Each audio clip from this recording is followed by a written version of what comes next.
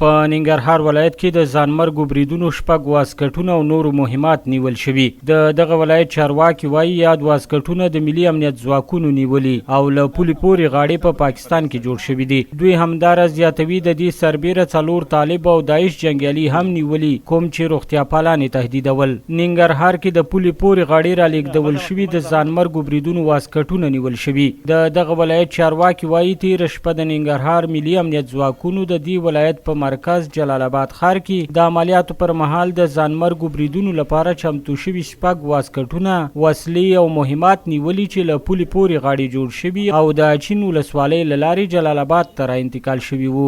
دوی وایي بریدګرو غوښتل چې له یادو چاودېدونکو توکو او وسلو نه په جلال آباد او کابل کې د لوی اختر او خپلواکۍ په شپو او ورځو کې د تروریستي بریدونو لپاره ګټه واخلي. تاسو ګورئ چې 6 حلقې مختلف واسکټونه چې هغې کې یعنې یوې خود ساخته دی او دا 15 نور چې کوم یو دي دا په یو ځای کې جوړ شوي دي، په یو مملکت کې جوړ شوي دي. چا ته یعنې دې ورته ورکړي چې په جلال آباد کې او همدارنګه په کابل په نورو ځایونو کې انفجار ورکړي. دا واسکټونه چې تاسو ګورئ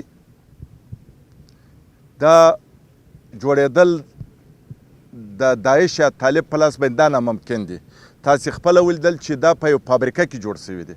پس فابریکه کې جوړول نو افغانستان خو داسې فابریکې نه لري جوړې کړي.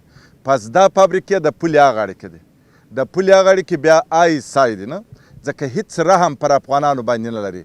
امنیتي چارواکو په همدې موخه جوړ شوي خبري کانفرانس کې 2 طالب او 2 داعش وسلوال غړي هم رسنیو ته وښودل چې د امنیتي ځواکونو له لوري د جلال آباد په ګډون د پچراګام او بیسودو په ولسوالۍ کې نیول شوي. دوی وایي نیول شوو داعش وسلوالو په جلال آباد کې روغتیا پالان ګواښل چې د ملي امنیت ځواکونو لخوا ونیول شول.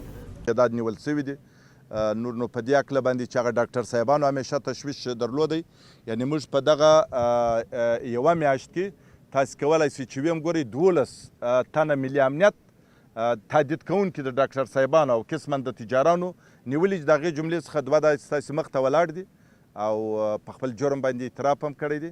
د ننګرهار ملکي او نظامي چارواکو په دې خبري کانفرانس کې وویل چې د لوی اختر او خپلواکۍ شپو او ورځو لپاره یې امنیتي ځواکونو کلک امنیتي تدابیر نیولي چې پرې به د وسلوالو ډلو د فعالیتونو مخنیوی وکړي.